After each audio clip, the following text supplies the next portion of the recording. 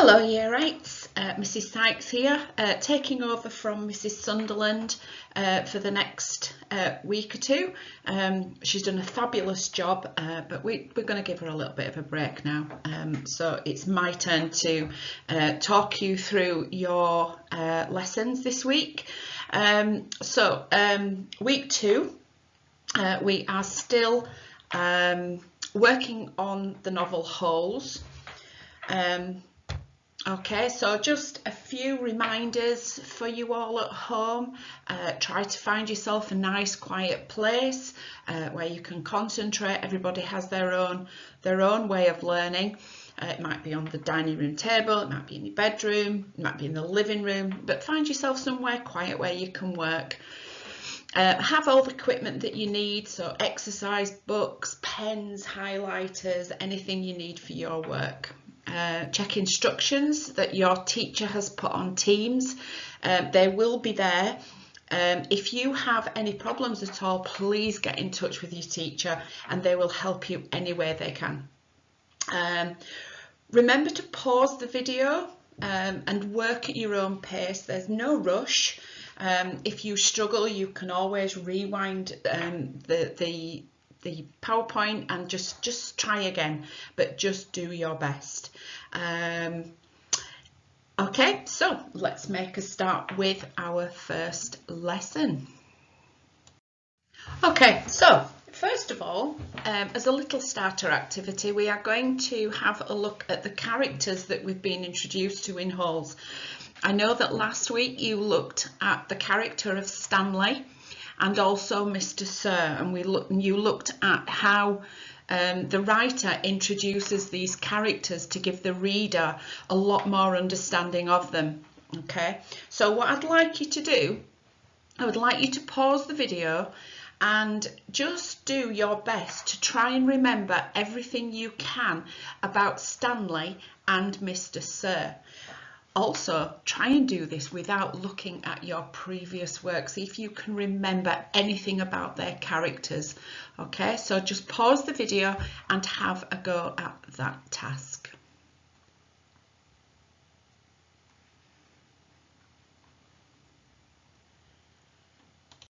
Okay, so here are some of the ideas that I've got.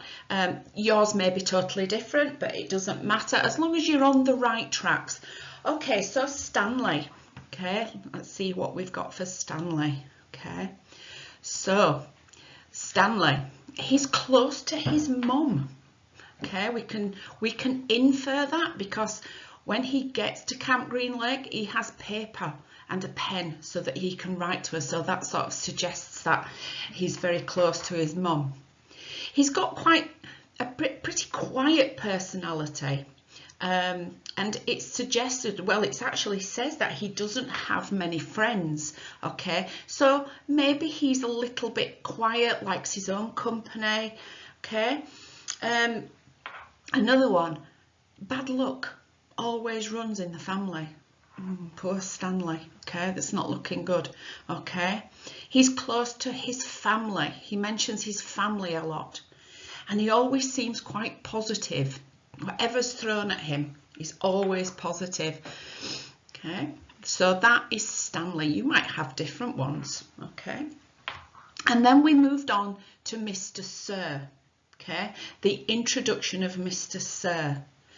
The name Mr. Sir sort of gives it away a bit because it shows him to be quite a confident character, sort of demanding that respect from people. But he's also quite angry and irritating, or irritable, sorry. Yeah, maybe it's the fact that he's given up smoking that makes him quite irritable. Okay, and he doesn't seem to have a lot of patience. Okay. He also doesn't show any care for Stanley. He's lazy and he's rude. When we're first introduced to Mr. Sir, he has his legs up on the table. Okay, that's not a very good first impression. Okay. He also judges Stanley before he's even met him. Okay, he seems keen to punish Stanley right from the start. Okay, Mr. Sir is drinking a Coca-Cola or a soda.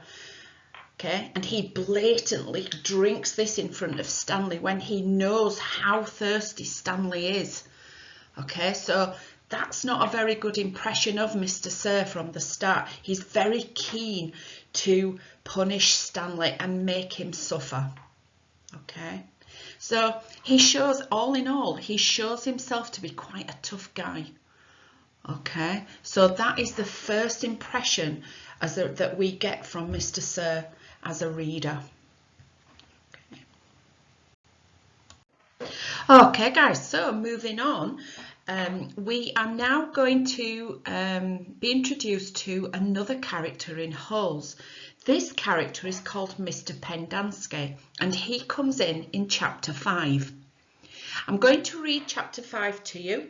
So you have got two choices. You can either listen to me read, or you can mute my recording and you can just read it yourself.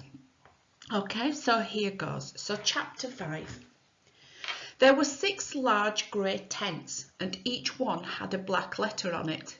A, B, C, D, E or F. The first 5 tents were for the campers. The councillors slept in F.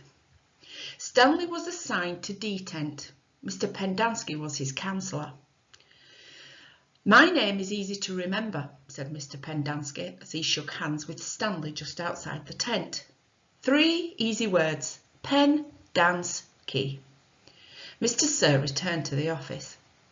Mr. Pendanski was younger than Mr. Sir and not nearly as scary looking. The top of his head was shaved so close it was almost bald, but his face was covered in a thick curly black beard. His nose was badly sunburned. Mr. Sir isn't really so bad, said Mr. Pendanski. He's just been in a bad mood ever since he quit smoking. The person you've got to worry about is the warden. There's really only one rule at Camp Green Lake. Don't upset the warden. Stanley nodded as if he understood. I want you to know, Stanley, that I respect you, Mr. Pendanski said. I understand you've made some bad mistakes in your life. Otherwise you wouldn't be here. But everyone makes mistakes. You may have done some bad things, but that doesn't mean you're a bad kid. Stanley nodded.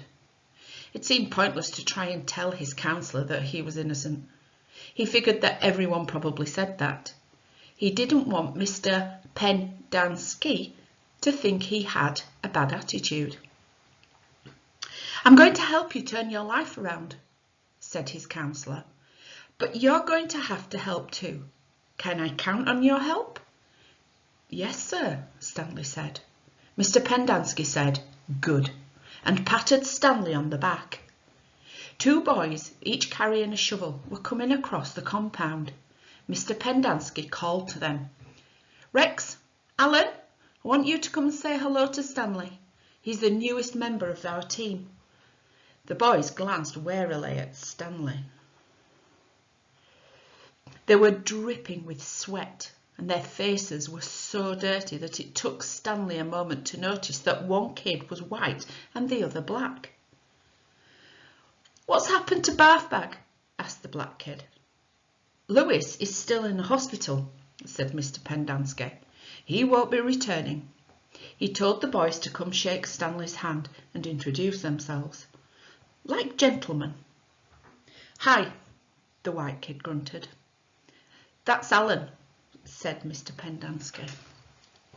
My name's not Alan, the boy said. It's Squid, and that's X-Ray. Hey, said X-Ray. He smiled and shook Stanley's hand. He wore glasses, but they were so dirty that Stanley wondered how he could see out of them. Mr. Pendanski told Alan to go to the rec hall and bring the other boys to meet Stanley. Then he led them inside the tent. There were 7 cots, each one less than 2 feet from the one next to it. Which was Lewis's cot? Mr. Pendanski asked. Bathbag slept here, said X-Ray, kicking at one of the beds. All right, Stanley, That'll be yours, said Mr. Pendanski. Stanley looked at the cot and nodded. He wasn't particularly thrilled about sleeping in the same cot that had been used by somebody named Bathbag. 7 crates were stacked in 2 piles at one side of the tent. The open end of the crates faced outward. Stanley put his backpack, change of clothes and towel in what used to be Bathbag's crate. It was at the bottom of the stack that had 3 in it. Squid returned with 4 other boys. The first 3 were introduced by Mr. Pendanski as Jose, Theodore and Ricky. They called themselves Magnet, Armpit and Zigzag. They all have nicknames, explained Mr. Pendanski. However, I prefer to use the names that their parents gave them.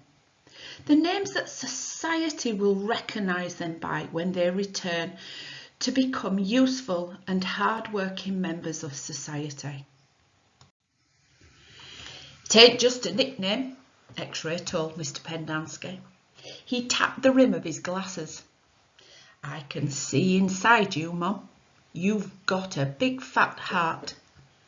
The last boy either didn't have a real name or else he didn't have a nickname. Both Mr. Pendanski and X-Ray called him Zero. You know why his name is Zero? Asked Mr. Pendanski. Because there's nothing inside his head. He smiled and playfully shook Zero's shoulder. Zero said nothing. And that's Mum, a boy said. Mr. Pendanski smiled at him. If it makes you feel better to call me Mum, Theodore, go ahead and call me Mum. He turned to Stanley. If you have questions, Theodore will help you. You got that, Theodore? I'm depending on you.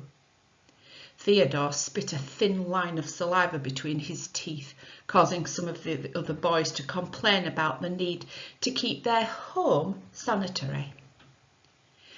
You were all new here once, said Mr. Pendanski, and you all know what it feels like. I'm counting on every one of you to help Stanley. Stanley looked at the ground. Mr. Pendanski left the tent, and soon the other boys began to file out as well, taking their towels and change of clothes with them. Stanley was relieved to be left alone, but he was so thirsty he felt as if he would die if he didn't get something to drink soon. Hey, Theodore, he said, going after him. Do you know where I can fill my canteen? Theodore whirled and grabbed Stanley by his collar. My name's not Theodore, he said. It's Armpit. And he threw Stanley to the ground. Stanley stared up at him, terrified. There's a water spigot on the wall of the shower stall. Thanks, Armpit, said Stanley. As he watched the boy turn and walk away, he couldn't for the life of him figure out why anyone would want to be called Armpit. In a way, it made him feel a little better about having to sleep in a cot that had been used by somebody named Bathbag. Maybe it was a term of respect. Okay, so now we've read chapter 5. What we are going to do now is we're going to have a look at Mr. Pendanski, and we're going to have a look at his character, excuse me, in a little bit more detail. Okay, so what I would like you to do is I would like you to have a look at the beginning of chapter 5, and in there somewhere we have the physical description of Mr. Pendanski. So what I'd like you to do now is I would like you to pause the video and write down some physical descriptions about Mr. Pendanski. Okay, right, okay, what did you get? Let's have a look. Right, so looking through this, the first thing we know is that Mr. Pendanski was younger than Mr. Sir. So I can just highlight that. He was younger than Mr. Sir. Okay. And the next thing we learn, this is a physical description, is that he's not nearly as scary looking. Okay. Okay, so that's a good thing to start with, isn't it? The fact that he's not as scary looking as Mr. Sir. Then we have at the top of his head, it was shaved so close it was almost bald. Okay, did you get this so far? Brilliant. But his face was covered in a thick, curly, black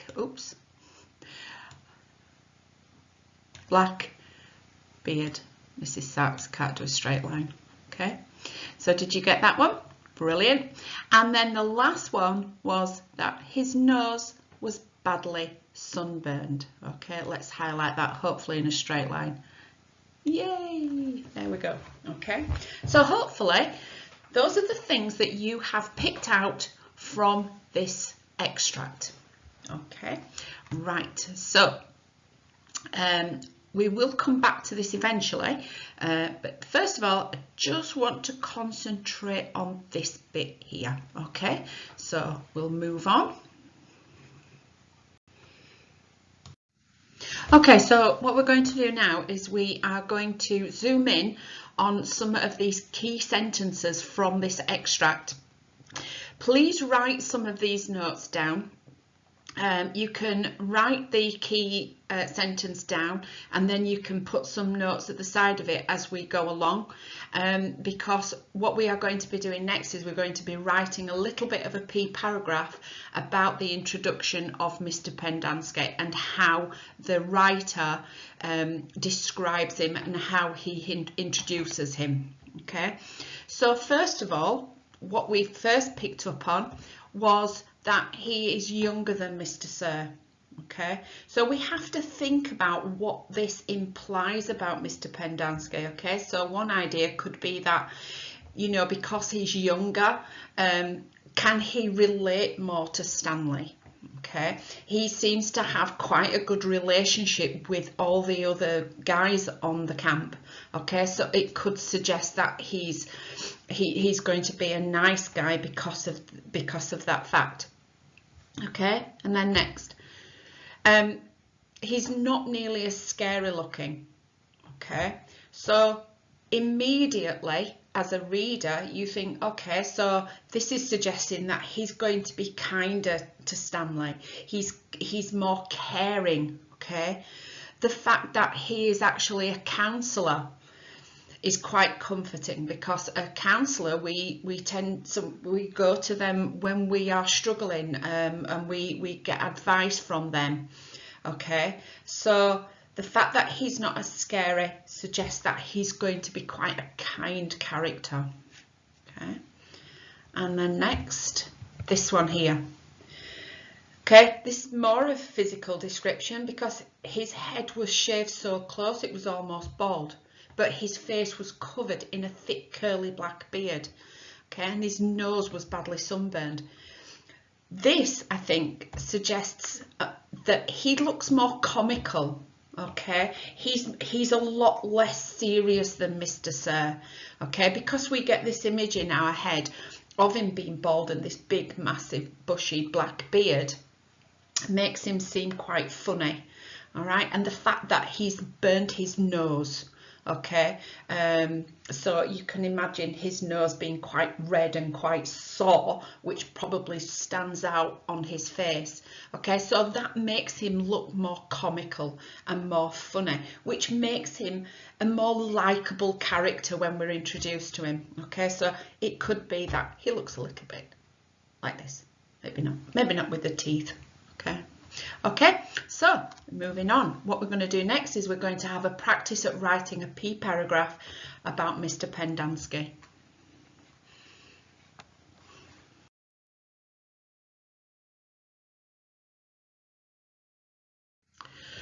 Okay guys, so what we're going to do now is we are going to write a paragraph about Mr. Pendanski. Okay, I'm going to model the first one.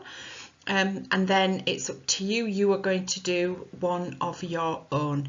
Okay, so we've picked out some key sentences from the extract.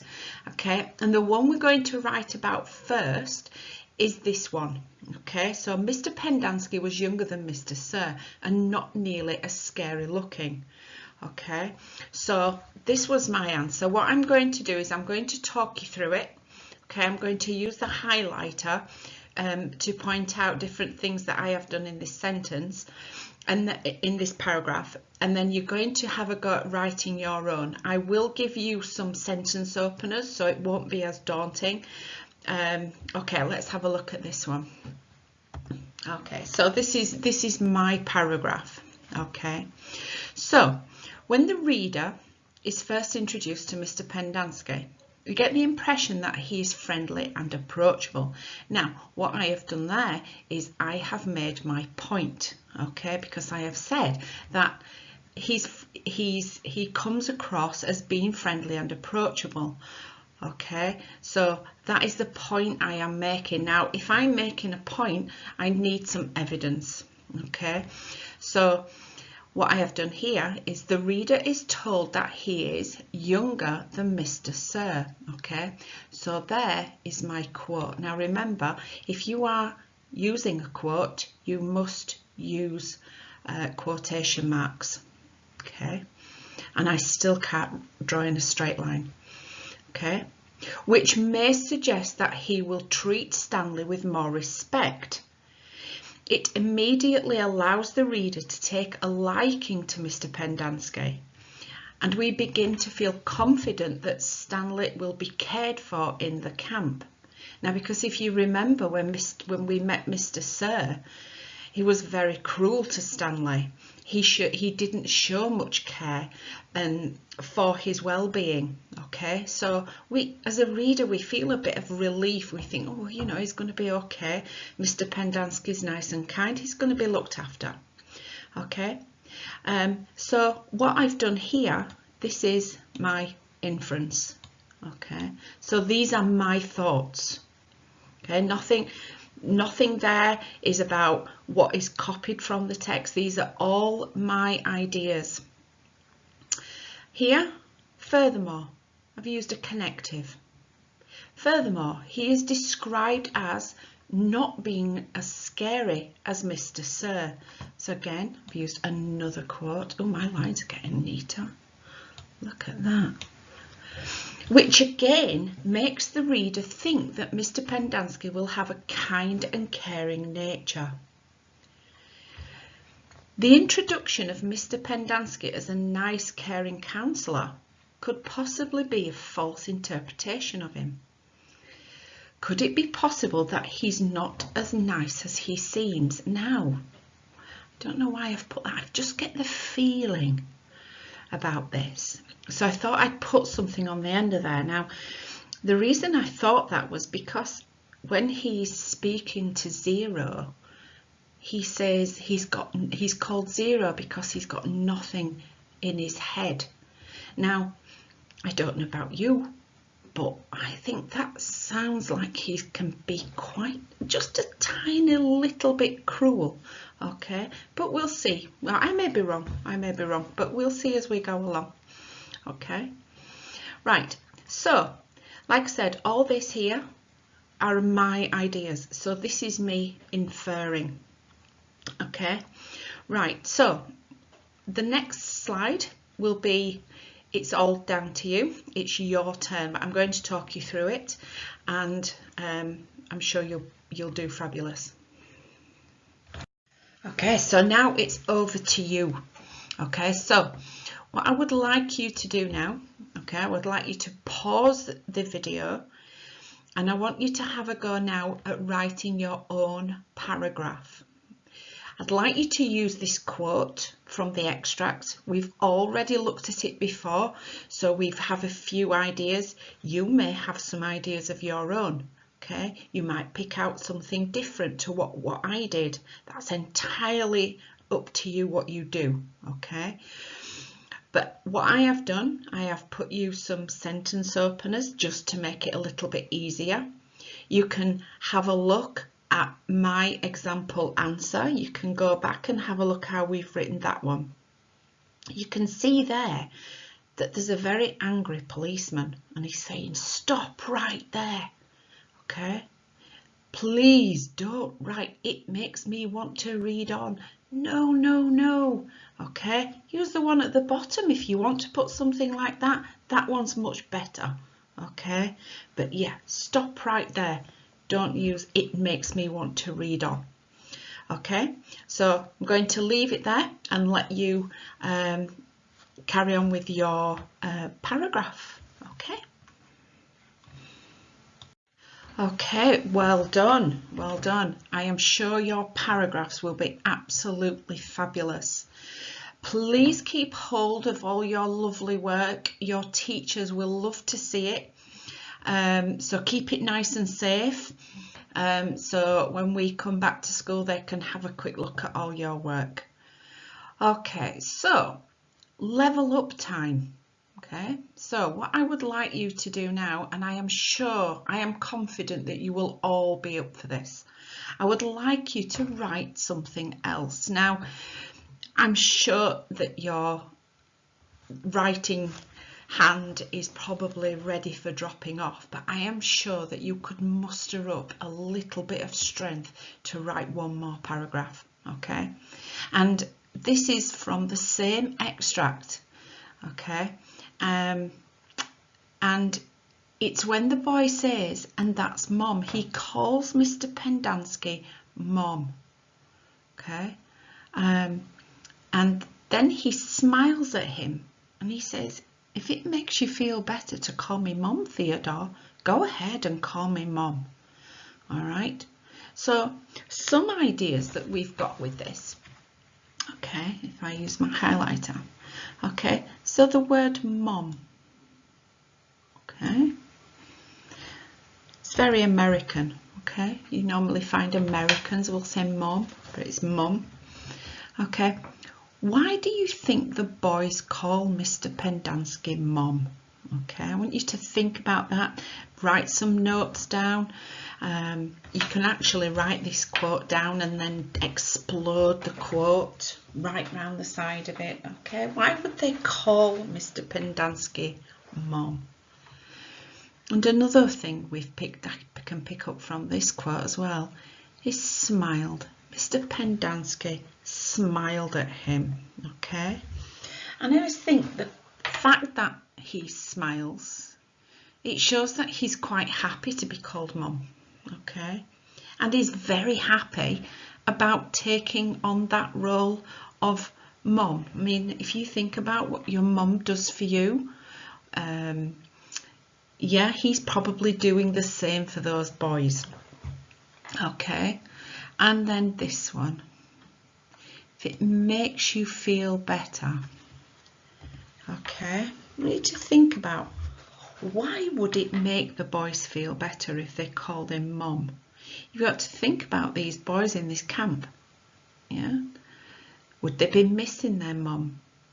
Okay, is Mr. Pendanski the closest thing that they have to a mum? Okay, so what I would like you to do now is I would like you to write another paragraph. Okay, so on the next slide you have the same sentence openers, and good luck. You are doing fabulous, by the way. Very, very proud. Okay, Year 8s, that is the end of your lesson for today. I hope you've enjoyed it. You have done amazing. You are still doing really, really well. You should be very, very proud of your achievements, and I know for a fact that your teachers will be too. Okay, I'll say goodbye and enjoy the rest of your day. Bye.